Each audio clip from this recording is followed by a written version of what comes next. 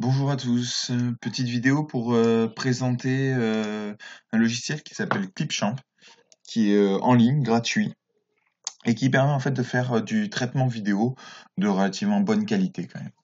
Euh, donc ça c'est pour une utilisation un peu plus avancée sur les vidéos. On a un petit projet avec un objectif bien défini, et on a besoin d'outils que ne nous propose pas Online Video Cutter, qui permet juste donc de couper et retourner une vidéo. Donc, une fois que vous êtes connecté sur le site Clipchamp, que vous êtes inscrit, connecté, vous allez pouvoir créer une nouvelle vidéo ici ou ici, n'importe, que vous retrouverez ensuite dans vos vidéos de ce menu. Donc, je vais créer une nouvelle vidéo. On me demande de choisir le format, ce qui permet quand même de s'adapter des fois suivant où on veut diffuser, enfin sur quel support on veut diffuser, le format à montrer. Moi, je vais choisir le widescreen pour rester sur un format un peu classique. Et là, on arrive sur une interface réellement de création vidéo. Et c'est plutôt sympa parce qu'elle est pas trop compliquée à prendre en main et elle a quand même de nombreuses fonctionnalités. Donc tout d'abord, vous allez pouvoir télécharger une vidéo.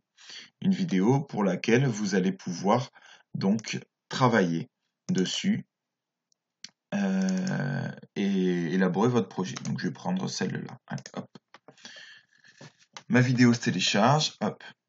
Quand j'ai mes vidéos qui sont dans les médias, je la veux ici, je la télécharge.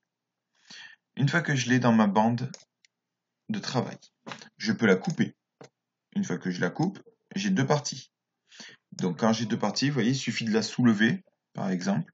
Je vais vous remontrer encore avec un autre morceau. Hop. Et je peux créer plusieurs pistes qui permettent de superposer. Alors, superposer les images, ça ne sert absolument à rien. Ça peut même faire bugger généralement la vidéo. Ce qui est intéressant, c'est de pouvoir superposer plusieurs pistes avec du son, notamment une voix off par exemple, ou du texte. Alors, sur cette vidéo, vous allez donc pouvoir rajouter du texte en sélectionnant un petit texte. Vous avez plein de typographies qui sont proposées. Donc, on va prendre la première que l'on va ajouter. Donc voilà, elle s'est ajoutée ici. Donc vous voyez que quand je reviens avec mon curseur là, j'ai mon texte qui apparaît. Pour travailler mon texte, j'ai les outils qui sont en haut. En cliquant sur texte, je vais pouvoir ici marquer en fait que nous sommes en train de faire un test. Et directement, mon texte est apparu à l'écran.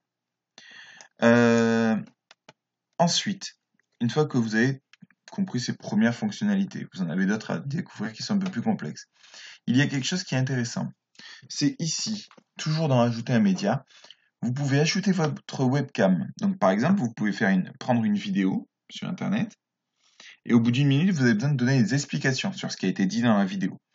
Dans ce cas-là, vous prenez votre vidéo, vous la coupez au bout d'une minute et vous allez faire une capture webcam de vous qui donnez vos explications ou autre solution, vous pouvez rajouter votre voix off ou récupérer une capture d'écran. Je vais vous montrer cette fonctionnalité là maintenant. Donc je vais faire une capture d'écran. Quand je fais une capture d'écran, je vais lui demander d'enregistrer. Alors lui va me demander de choisir parce que j'ai plusieurs écrans. Je vais prendre mon écran 2 et je partage. Maintenant, sur mon écran 2, je vais juste déplacer deux icônes pour montrer j'ai fini. Donc je vais aller arrêter mon enregistrement.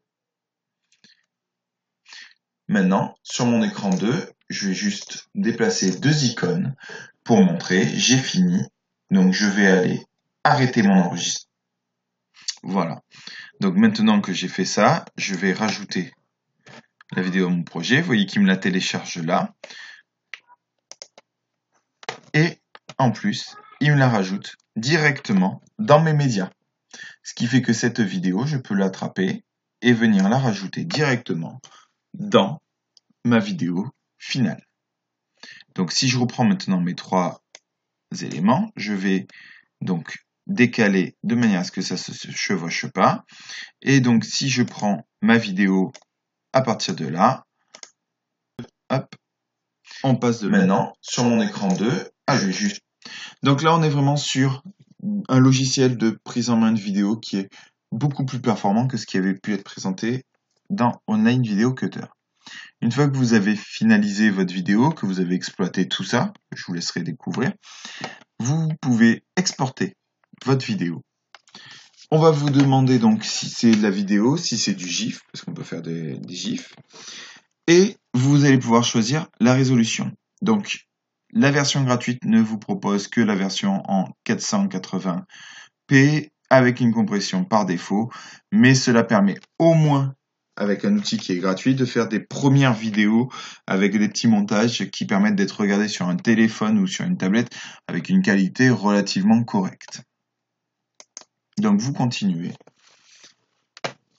Et maintenant, vous voyez que votre vidéo va s'exporter et ce temps peut être relativement long. Je reprends donc ma vidéo maintenant que mon exportation est complète. Donc deux possibilités, soit je télécharge la vidéo sur mon ordinateur qui me permet de la stocker et de l'utiliser comme je veux, soit je peux directement la télécharger sur mon compte YouTube, ce qui me permettra de la diffuser beaucoup plus rapidement auprès des élèves. Sachant qu'après, à partir de YouTube, on peut la retélécharger sur l'ordinateur ou inversement, si elle est sur l'ordinateur, on peut la remettre sur YouTube par derrière. Donc, il n'y a pas de préférence par rapport à ça, ça dépend de votre utilisation. Et voilà pour l'utilisation de Clipchamp. Vous allez pouvoir voir ce message-là à plusieurs endroits. Vous avez peut-être pu le remarquer sur la vidéo. En fait, il y a une version installable sur votre bureau d'ordinateur qui vous permet de travailler aussi en mode hors ligne, ce qui peut être pratique quand on a une connexion qui est pas au top ou qu'on n'est pas nécessairement dans un endroit avec un Wi-Fi ou une connexion correcte. Donc voilà, un petit logiciel que je recommande qui permet vraiment de faire un bon traitement d'image dès le départ de manière simple.